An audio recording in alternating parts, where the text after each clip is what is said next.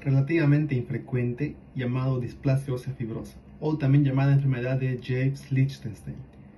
Hay que tener en cuenta siempre la presencia de esta patología porque podemos estar enfrente de una displasia ósea fibrosa y podemos confundirlo fácilmente con un tumor metastásico. Soy el Dr. Kevin Bejarano Cárdenas. Vamos a hablar de este tema que no es muy frecuente, pero es muy importante saber para tener un diagnóstico diferencial cuando veamos tumores óseos en lo que respecta, en este caso, al cráneo. Es la bibliografía que recomiendo. El desarrollo de la presentación del día de hoy. Y ahora quiero comenzar con la presentación de lo que es un caso clínico. En este caso tenemos una paciente que se nos presentó al Hospital San Juan de Dios en Santa Cruz, en la cual tenemos una paciente femenina de 15 años de edad con antecedentes de presentar un traumatismo craneoencefálico moderado. No es un antecedente relevante, pero este sí, pubertad precoz a los 9 años. El motivo de consulta de la paciente fue dolor cefálico en cuero cabelludo con aumento de volumen. Esto es lo que nos llama la atención. Tiene un dolor cefálico, pero no es una cefalea común, es un dolor que está localizado en el cuero cabelludo. Y cuando hacemos el examen físico y a lo que igual refiere, hay un aumento de volumen. Se le realiza una tomografía de cráneo donde lo que se evidencia es la presencia de, como se ve acá, una lesión expansiva con abundante trabeculado óseo y que respeta la tara interna, ¿no? Y como se ve, está produciendo una deformidad visible y eso produce dolor. Igual vemos aquí un corte sagital y aquí vemos un corte coronal. Entonces ya tenemos dos diagnósticos: un diagnóstico sindrómico, que es un síndrome cefalárgico; un diagnóstico topográfico, que sería un tumor óseo craneal parietal derecho, que aún no se sabe cuál es la causa. Por eso tenemos el diagnóstico etiológico con signos de interrogación. No sabemos cuál es la causa de ese tumor. En este caso tenemos una resonancia magnética nuclear en una secuencia de T1 con contraste, donde podemos ver de que la lesión con aspecto trabecular capta contraste, como ven acá. Capta contraste tanto en los cortes sagitales, axiales y coronales. Tenemos otra secuencia, la secuencia FLAIR, imágenes que fueron proporcionada por el Centro de Imagenología Neurocenter. Una angioresonancia que no es relevante en este tipo de patologías, ¿no? Pero siempre es bueno realizar un tamizaje, no está de más. Y otras secuencias. El informe nos indicaba dos cosas de la resonancia. Primero nos indicaba lo que es una displasia ósea, probable diagnóstico presuntivo imagenológico, y un tumor de células gigantes. El procedimiento quirúrgico fue realizado con el objetivo de aliviar el dolor, mejorar la deformidad ósea de la paciente y tener un diagnóstico etiológico, ya que la mayor parte de lesiones que tenemos de ese estirpe a nivel craneal son lesiones metastásicas, tumores malignos. Entonces es siempre tener una biopsia, ¿no? Y en este caso una biopsia excisional, que sería lo mejor. Aquí vemos el tejido óseo cómo se resecó completamente con un margen de tejido óseo sano. Se hizo la reconstrucción con una malla de titanio y se le colocó un tejido galeal con el objetivo de cuidar los tejidos del cuero cabelludo. Aquí vemos la pieza quirúrgica que fue obtenida. Vemos la pieza quirúrgica, se le manda anatomía patológica y hacemos una tomografía de control, ¿no? La prequirúrgica con la lesión y la postquirúrgica ya sin la lesión y con la deformidad resuelta. El estudio de anatomía patológica nos indica lo siguiente: nos da el diagnóstico de una displasia ósea fibrosa. A la paciente se le realiza lo que es el protocolo de displasia ósea fibrosa, se le realiza una cintigrafía ósea de cuerpo entero para descartar la presencia de otras localizaciones de displasia ósea fibrosa y se descartó. Ya tenemos el diagnóstico etiológico: displasia fibrosa craneal monostótica, también llamada enfermedad de James-Lichtenstein, y entre signos de interrogación, síndrome de McCune-Albright.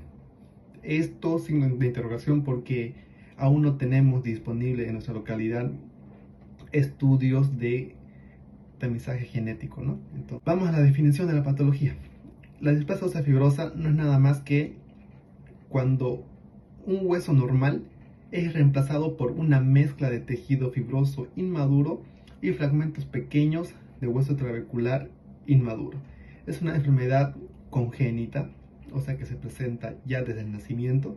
No es hereditaria, no se hereda de los padres a los hijos, y es una enfermedad benigna, pero que puede producir discapacidades y algunas alteraciones. ¿Por qué ocurre esto? Porque hay una proliferación de los fibroblastos. En el tejido óseo hay una proliferación de fibroblastos. Hay una desdiferenciación de los osteoblastos. ¿Qué quiere decir esto? Que los osteoblastos, que son las células encargadas de producir tejido óseo, no están bien diferenciadas, no están en su forma activa. Entonces no producen la matriz ósea como se debería.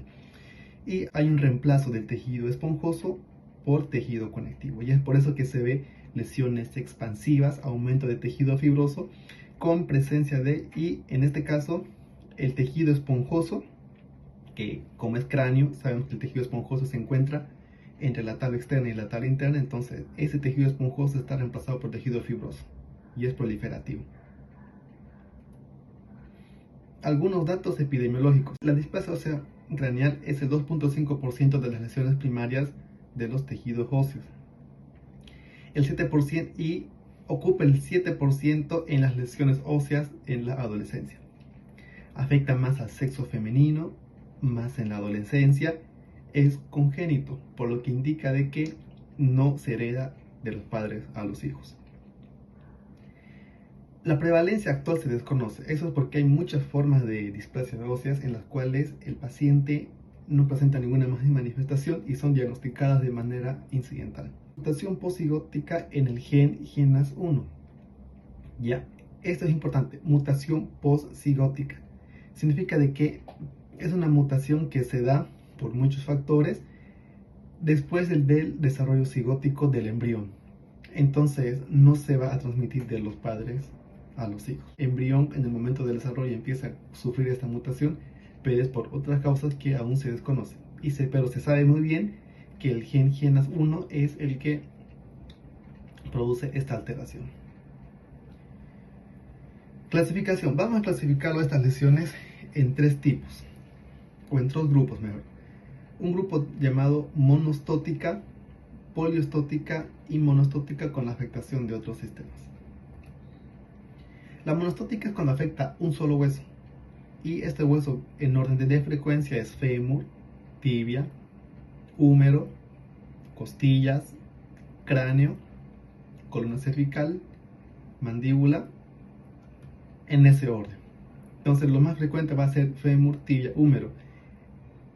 Esta frecuencia tiene sus bemoles porque de acuerdo a la literatura y de acuerdo a las estadísticas de cada país o de cada estudio, vamos a ver que en algunos casos indican de que en primer lugar se encuentra la tibia, en algunos en primer lugar se encuentra el húmero, pero en general el fémur se lleva en primer lugar en esta patología. La poliostótica es cuando afecta a más de un hueso, que en este caso puede ser 2, 3 huesos. Cualquiera de estos huesos que afecte se llama poliostótica. Hay otro cuadro llamado monostótica con afectación de otros sistemas. Este caso, monostótica, significa de que es la afectación de un solo hueso con un cuadro de displasia fibrosa asociado a otra patología, o sea, son síndromes por mutaciones genéticas. Aquí tenemos el síndrome de McCune-Albright. Este síndrome, junto con este, que es el síndrome de Massabrout, son los síndromes que son poco frecuentes, pero son muy preguntados y son muy vistos en la literatura. Síndrome de McCune-Albright consiste en presencia de displasia fibrosa monostótica, trastornos endocrinológicos, que lo más frecuente es la pubertad precoz, y manchas cutáneas café con leche. Mientras que el síndrome de Massabrout es la presencia de mixomas en cualquier otro órgano del cuerpo humano asociado a una displasia ósea monostática. También tenemos las tubulopatías. Los pacientes con displasia ósea generalmente tienen trastornos en la nefrona que hacen de que el riñón empiece a eliminar fosfato, y al eliminar fosfato producen un cuadro llamado osteomalacia y raquitismo. Muy bien, es otro tipo de alteraciones que se producen. Según otros autores, La clasificación no es en 3 grupos, son 5. ¿Cuáles son? El tipo 4 se llama variante craniofacial y no es nada más que la displasia ósea fibrosa monostótica que afecta el cráneo, los huesos del cráneo. Entonces, para algunos autores, cuando afecta el cráneo, no es monostótica, es una variante, se llama variante craniofacial. Por ejemplo, vemos acá una variante craniofacial. Y hay otro término llamado panostótica, que se dice cuando afectan todos los huesos del organismo. Esto se detecta con una centrigrafía ósea. Aquí vemos la página donde conseguí la imagen. Ahora dijimos de que la causa encontrada en la displasia fibrosa es la mutación posigótica del gen GNAS1. ¿Qué hace el GNAS1? El GNAS1 tiene un papel importante en la función de la proteína G. Aquí voy a hacer un poco de hincapié. Aquí vemos la proteína G, todo lo que estoy marcando. La proteína G, como se dan cuenta, es una proteína que tiene 3 subunidades: subunidad alfa, beta y gamma. La subunidad alfa se encuentra unida a una molécula que aquí no está dibujada, pero se llama la molécula guanidín difosfato. Muy bien. Se llama molécula proteína G porque es una proteína que tiene relación con la molécula guanidín difosfato. Muy bien.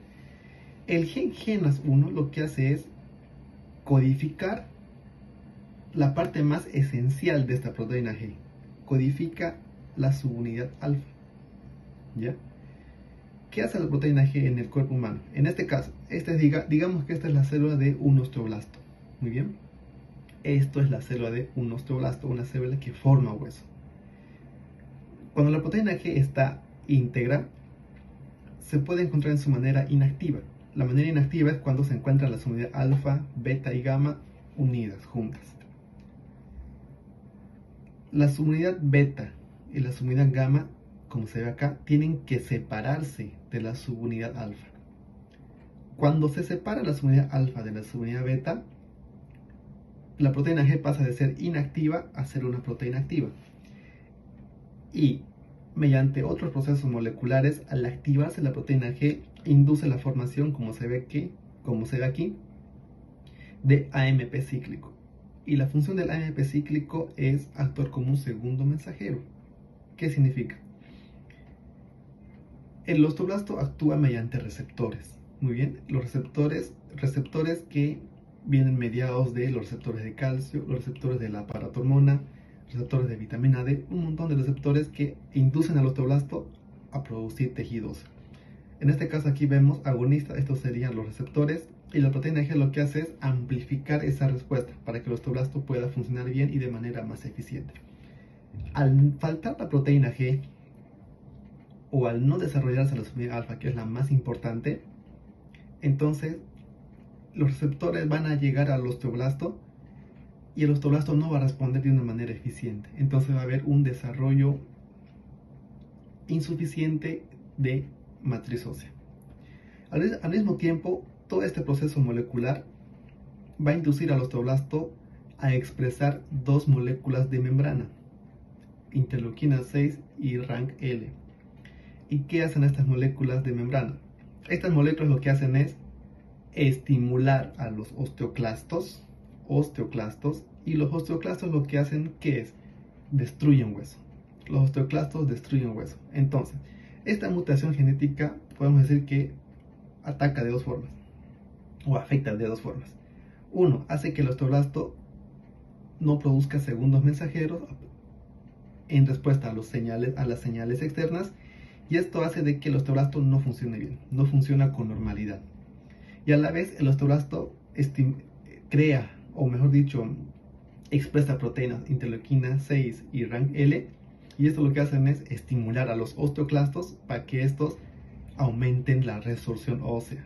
Entonces, de este modo hay una lisis ósea y proliferación por los osteoblastos, por los fibroblastos, perdón. La histología. En la histología lo que vamos a encontrar es un patrón trabecular, como se ve, mixto, muy bien, que tiene un aspecto en escritura china o sopa de letras. algunas veces podemos encontrar tejido metaplásico. Muy bien. Hay una variante. Cuando encontramos en una pieza de anatomía patológica, cuando encontramos tejido cartilaginoso y hialino, estamos hablando de una displasia ósea fibrosa, que es la variante fibrocartilaginosa. Cabe recalcar que la displasia ósea fibrosa igual puede malignizarse. Muy bien. ¿Cómo se presenta? La presentación clínica de la displasia ósea fibrosa varía. Puede ser asintomática, en la cual puede ser que el paciente venga solamente por la presencia de una deformidad ósea visible, o que sea por un hallazgo casual, por algún otro estudio. Por ejemplo, una paciente que viene con una sinusitis, se le hace una radiografía y vemos ahí un tumor óseo, ¿verdad? Las formas sintomáticas vienen por dolor. El dolor es lo más frecuente, y el dolor se puede deber a un dolor por la expansión propia de la enfermedad, o puede ser por dolor por fracturas. Acuérdense que el hueso no está bien desarrollado, la matriz ósea no está bien formada, entonces va a sufrir fracturas patológicas, fracturas secundarias. Las fracturas se presentan en un 10%. Trastornos visuales, no solo visuales, trastornos auditivos, trastornos olfatorios, porque hemos dicho que la variante craneofacial, cuando la displasia ósea fibrosa ataca el macizo craneofacial, entonces el paciente empieza a presentar lo que son estrechez de los agujeros de la base del cráneo, y esto afecta el conducto óptico, afectando la visión, el conducto auditivo interno, afectando la audición. Y puede ser que el paciente venga asociado a otro síndrome, ¿no? Entonces, por ejemplo, el síndrome de McCune-Albright, que ya les hablé. Aquí vemos manchas café con leche. Hay que tener en cuenta siempre, buscar al paciente. Y por ejemplo, es la variante craneofacial, ¿verdad? Que, como hemos dicho, trastornos visuales puede dar en este caso cuando comprimen los agujeros de la base del cráneo. El 1% de las displasias óseas fibrosas puede sufrir una metaplasia o una transformación maligna a un tumor maligno, que se llamaría en este caso sarcoma osteogénico. Laboratorios. ¿Qué exámenes de laboratorio podemos pedir a este paciente? En la parte de diagnósticos y exámenes complementarios. Aquí vemos hipofosfatemia. ¿Qué es lo que pasa? Las formas poliostóticas y en el síndrome de McCune-Albright hay una sobreexpresión del factor de crecimiento fibroblástico 23. Este factor, que es secretado por los fibroblastos y en menor frecuencia por los osteoclastos, ¿qué es lo que hace?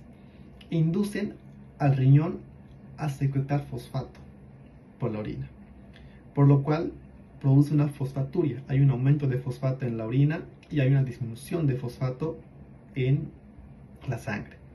Esta hipofosfatemia es lo que produce el dolor óseo, produce raquitismo, también llamado osteomalacia, ¿ya? Y esta es más frecuente en las formas poliostóticas, eso hay que tener en cuenta. El diagnóstico preferencial, los exámenes complementarios preferenciales, podemos tener las radiografías de huesos largos, radiografías de cráneo igualmente, en este caso, centellografías óseas, esto para hacer la pesquisa de otras displasias óseas fibrosas en otra parte del cuerpo que no sea visible en una radiografía segmentaria. La resonancia magnética nuclear es importantísimo, tomografía de cráneo al mismo tiempo, y anatomía patológica es el gold estándar para hacer el diagnóstico. La radiografía de cráneo puede presentar un aspecto de un vidrio deslustrado, y las tomografías pueden presentar lo que son lesiones expansivas osteoblásticas de forma trabecular. Y la centellografía ósea lo que hace es mostrarte si en alguna otra parte del cuerpo el paciente igual tiene una afección por esta patología. Muy bien. Las radiografías y las tomografías y cualquier estudio de imagen pueden tener un aspecto pagioide. ¿Qué significa? Que pueden tener alguna similitud imagenológica con la enfermedad de Paget. El diagnóstico diferencial son todos estos. Muy bien. Aquí hay una parte interesante. En esta parte que dice quistes óseos aneurismáticos, ¿qué significa? Que el tejido óseo se hace tan blando, pierde su matriz ósea, que algunas veces puede sufrir hemorragias dentro del propio hueso, y como son hemorragias crónicas puede haber expansiones óseas que están rellenas de tejido sanguíneo, tejido hemático. Estos se llaman quistes óseos aneurismáticos. Tumores de células gigantes, menos frecuente. Metástasis ósea múltiple, esto quizás sea lo principal que vamos a pensar cuando vemos un tumor óseo, ¿no? Pero primero hay que descartar que sean cualquiera de estas patologías. Las metástasis óseas múltiples es lo más frecuente en lo que respecta a tumores en la bóveda craneal. El tratamiento. Aún no existe un consenso de cuál es el tratamiento ideal para esta patología. Lo que sí se tiene que hacer es hacer juntas médicas, tanto donde intervengan endocrinólogos, reumatólogos, nefrólogos, neurocirujanos, ortopedistas y otras especialidades. Si el paciente viene asintomático, se puede elegir la observación y el control radiológico, ya que muchas de estas displasias óseas dejan de crecer cuando el paciente ya termina la etapa de crecimiento. Si el paciente está asintomático, podemos elegir dos conductas, o un manejo clínico o un manejo quirúrgico, o conducta combinada. Indicaciones quirúrgicas son para corregir deformidades, pero si el paciente viene solamente por deformidades y está en plena etapa de crecimiento, se recomienda de hacer la intervención quirúrgica para corregir la deformidad cuando el paciente termine, cuando el paciente concluya lo que es la etapa de crecimiento. Para estabilizar fracturas, sí o sí, cuando hay fracturas secundarias o patológicas por esta patología, hay que operar.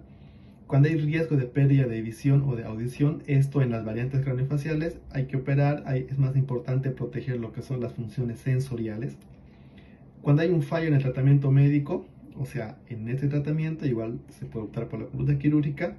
Y cuando un paciente asintomático vemos de que el control radiológico indica un crecimiento exponencial del tumor. Entonces, en este caso, cuando el control radiológico indica un crecimiento rápido, hay que operar a estos pacientes. Y el tratamiento clínico incluye dar AINES, bifosfonatos, pamironato, calcio, vitamina D y denosumab. Vamos a hacer esquemas para que podamos entender. Ya, paciente está asintomático y paciente sin asintomático. Dos pacientes, paciente con síntomas y sin síntomas. ¿Cuáles de estos pacientes van a ir al tratamiento quirúrgico? Lo vamos a ver enseguida. Si el paciente está asintomático, hemos dicho observación y control radiológico, nada más. Y si en la observación y control radiológico vemos de que hay un rápido crecimiento de ese tumor óseo, entonces tiene que ir a cirugía. Muy bien. Si está asintomático el paciente, hay que ver cuáles son los síntomas de este paciente. Si son fracturas por la displasia ósea fibrosa, tratamiento quirúrgico. Si la causa de los síntomas son pérdidas sensoriales, o sea, la variante craneofacial que te afecta la visión, el olfato, la audición, entonces, si sí presenta pérdidas sensoriales, sí o sí tiene que ir a un procedimiento quirúrgico. Y si no presenta pérdidas sensoriales, pues tiene que ir a un tratamiento médico, clínico, manejo del dolor. Si el paciente, hay que preguntarnos siempre si el paciente presenta deformidades. Si el paciente presentara deformidades, ya. Si el paciente sí presentara deformidades, o si no presenta. Si no presenta deformidades, el paciente va a un tratamiento clínico. Si el paciente sí presenta deformidades óseas, hay que hacernos una pregunta. Si el paciente ya está lo suficientemente adulto o si nos damos cuenta de que ya acabó el periodo de crecimiento óseo. Si sí acabó el periodo de crecimiento óseo o si no acabó. Entonces vamos a ver. Si sí acabó el periodo de crecimiento óseo, va a un tratamiento quirúrgico. Y si no acabó el periodo de crecimiento óseo, hay que esperar que el paciente cumpla unos años, que termine el periodo de crecimiento óseo. Se usan unas tablas de crecimiento para este caso, tanto para hombres como para mujeres. Y una vez de que culmine el periodo de crecimiento, se va a la conducta quirúrgica. A veces las deformidades son escoliosis. A veces las escoliosis son de tal magnitud que pueden tener un compromiso ventilatorio. Entonces, en estos casos, igual se recomienda hacer tratamiento quirúrgico. Eso porque la vía aérea y la ventilación es lo primero. Ese es el esquema fácil para que se puedan memorizar. Tratamiento clínico. ¿En qué consiste el tratamiento clínico de estos pacientes? Primero es el manejo del dolor, que es la principal causa por la cual viene el paciente. Si el dolor viene por una fractura o por una compresión, el paciente va a un tratamiento quirúrgico, obviamente. Y si el dolor es por otra cosa, que no sea fractura o compresión, hay que dar AINES. Los artículos indican de que el mejor AINE para la displasia ósea fibrosa es el ketoprofeno endovenoso de 100 miligramos. Podemos darlo cada 8 horas. Si no responden a los AINES, podemos optar por dar bifosfonatos. ¿Qué hacen los bifosfonatos? Los bifosfonatos lo que hacen es disminuyen la resorción ósea. Lo que hace el bifosfonato es estabilizar la hidroxiapatita de calcio y al estabilizarlo el osteoclasto no puede hacer la resorción ósea. Entonces los bifosfonatos son buenos para dos cosas: evitar la remodelación ósea, o sea la resorción ósea, y para manejo del dolor. Lo que se indica es dar pamidronato intravenoso 180 miligramos cada 6 meses. Esto, ojo, tiene sus bemoles porque es un medicamento que tiene que ser manejado sí o sí por endocrinología, y es más, el endocrinólogo es el que tiene que decidir si vamos a dar este medicamento o no. Ya si hay algún endocrinólogo viendo el video, me gustaría que nos manden algunos artículos, ¿no?, para saber algunos esquemas de manejo con bisfosfonatos en estos pacientes, pero a lo que hemos encontrado nosotros es que el pamidronato, pero esta dosis es relativo porque 180 miligramos en algunos artículos indica repartido en 3 tomas a la semana, una vez cada semana, entonces varía, muy bien, pero tengan en cuenta que los bisfosfonatos sirven y el pamidronato es el indicado. Calcio más vitamina D tienen que darse si damos bifosfonatos. ¿Por qué?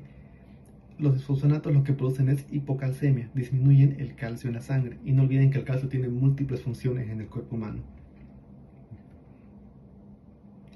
Tampoco hay que dar mucho bifosfonato a los pacientes y tienen que tener un control rígido con el endocrinólogo porque se ha encontrado que muchos pacientes hacen necrosis de mandíbula usando pamidronato. En sí, el pamidronato se usa, o el límite para dejar de usar es cuando el paciente ya refiere una remisión del dolor y hay una normalización de los valores de resorción ósea en la sangre, o sea, hay una normalización del fosfato. Si queremos tratar el remodelado óseo, podemos usar denosumab, ¿ya? El denosumab es otro medicamento que es interesante. Yo les había dicho de que en la fisiopatología molecular de esta enfermedad, el osteoclasto expresa dos moléculas que activan la leuquina y la proteína RANKL. Y la proteína RANKL lo que hacía era estimular al osteoclasto. Y al estimular al osteoclasto, el osteoclasto lo que hace es aumenta la resorción ósea, o sea, aumenta la destrucción del tejido óseo. El denosumab lo que hace es estabilizar la proteína RANK y también las proteínas interleuquinas de la membrana. Le puse esa flecha porque el denosumab igual se ha demostrado de que ayudan con el manejo del dolor en esos pacientes, pero a largo plazo. Y si el paciente tiene hipofosfatemia, podemos indicarle sales de fosfato por vía oral y fosfato endovenoso en caso de que tengan una disminución muy importante. En conclusión, los tratamientos actuales son insuficientes para modificar el curso de la enfermedad y es necesario el desarrollo de nuevas moléculas que actúen específicamente en el gen GENAS1, que hasta el momento no existe, ¿ya?, o sobre las células mesenquimales afectadas. Muy bien, cualquier duda, pregunta, algún aporte de algún otro médico, aquí tengo mi número telefónico, mi correo electrónico, y esta es una fotografía del 12º Congreso Boliviano de Neurocirugía, ¿no?, que fue realizado. Aquí están presentes los neurocirujanos de la ciudad de Santa Cruz de la Sierra, Bolivia. Muchas gracias.